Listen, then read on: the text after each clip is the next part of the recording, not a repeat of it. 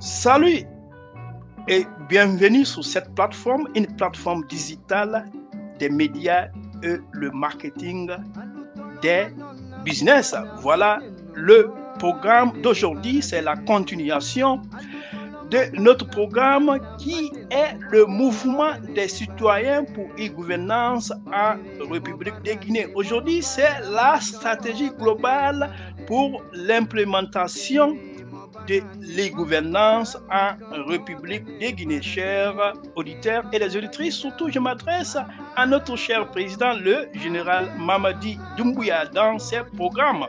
Dans ce programme, j'aimerais vous réveiller vos consciences, surtout les jeunes étudiants et les diplômés en ce qui concerne l'importance de l'utilisation ou bien l'implémentation des e-gouvernance dans notre fonction publique guinéenne. C'est de révolutionner la gouvernance à travers le numérique pour lutter contre la corruption et moderniser les services publics guinéens. Voilà le programme complet de notre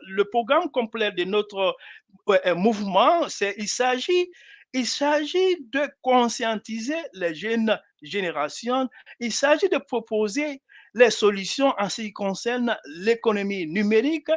Nous sommes dans un monde numérique, alors nous nous concentrons pour pouvoir vraiment proposer quelque chose de concret pour notre cher pays, la Guinée. Voilà l'objectif de notre mouvement, voilà l'objectif de ce programme. Il s'agit des séries de programmes que nous allons vous présenter au fur et à mesure. Comme je viens de dire, aujourd'hui, c'est le sixième programme, la sixième présentation que j'aimerais vous parler dans ce contenu, chers auditeurs et des auditrices. Il s'agit aujourd'hui de 5 points clés.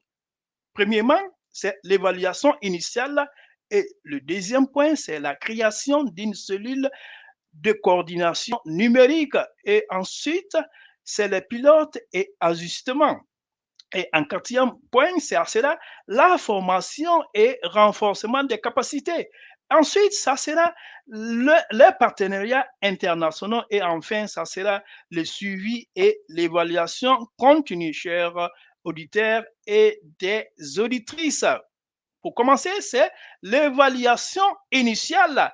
Commencez d'abord par une évaluation technique et administrative des infrastructures actuelles, des besoins en formation et des capacités des systèmes actuels.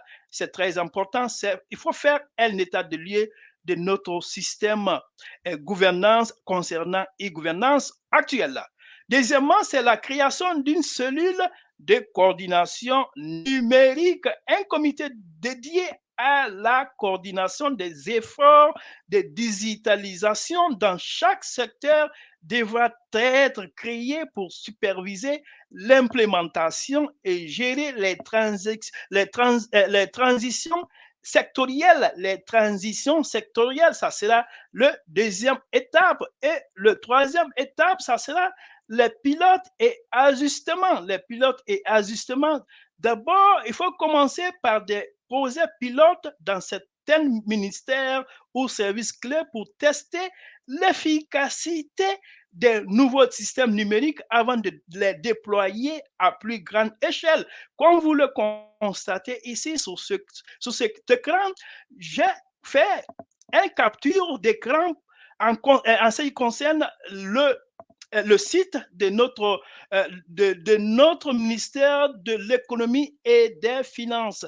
Quand vous allez visiter ce site, vous allez trouver que le site n'est pas actualisé, n'est pas à jour certaines lacunes actuelles de notre cher pays, la Guinée. Donc, c'est très important de suivre, de supporter, de soutenir, je vais dire, de soutenir ce programme afin d'aider notre cher pays en ce qui concerne e-gouvernance. Ensuite, le quatrième étape, ça sera la formation et les renforcements des capacités. La formation et renforcement des capacités.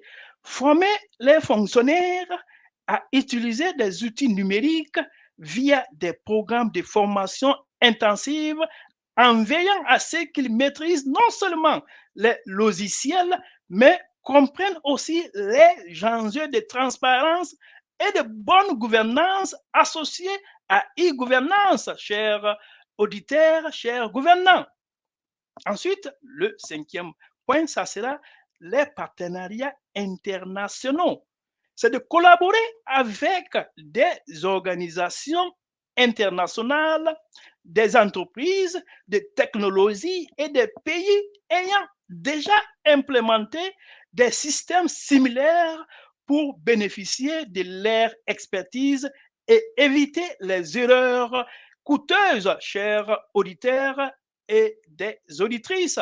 Ensuite, le dernier étape, c'est la mise en place de mécanismes d'évaluation périodique, la mise en place d'évaluation périodique qui sera continuelle, chers auditeurs et des auditrices. Mettre en place des mécanismes d'évaluation périodique pour suivre les progrès réalisés et ajuster la stratégie au fur et à mesure des défis rencontrés, chers compatriotes guinéens. Je vous encourage de suivre nos plateformes afin de conscientiser nos gouvernants, afin de conscientiser nos populations pour l'importance de ce programme, chers auditeurs et auditrices. En conclusion, une approche progressive pour la réussite de l'e-gouvernance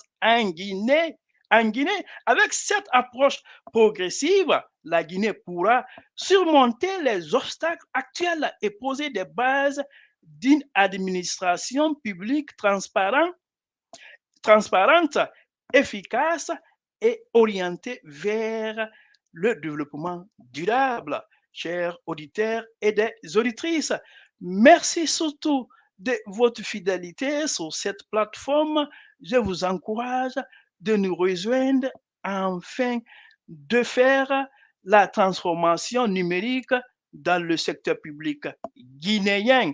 Merci surtout pour votre fidélité et rendez-vous demain pour un autre numéro pour la continuation de ce programme.